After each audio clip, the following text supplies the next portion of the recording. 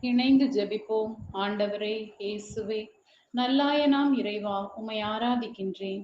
காலங்களையும் பருவங்களையும் கட்டுப்படுத்துபவரே, உம்மை புகழ்கின்றேன். விண்ணக கடவுளே, உமக்கு நன்றி கூறுகின்றேன். உங்களை எந்த ஊராவது ஏற்றுக்கொள்ளாமலோ உங்களுக்கு செவி சாய்க்காமலோ போனால் அங்கிருந்து வெளியேறும் பொழுது உங்கள் கால்களில் படைந்துள்ள தூசியை உதறிவிடுங்கள்.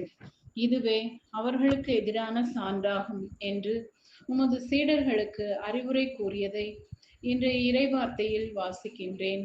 உம்மால் அனுப்பப்படும் என் ஞான ஆன்ம மேய்ப்பர்களுக்கு பணிந்து நடக்கவும் அவர்களை அன்புடன் உபசரிக்கவும் நல்மனம் தாரும்.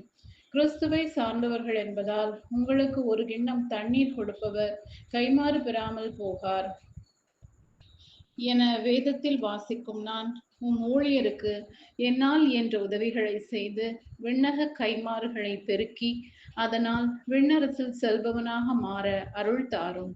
ஆண்டவரே இயேசுவே, முன்னாளில் இருந்தது போலவே உன் நீதிபதிகளை திருப்பிக் கொணர்வேன்.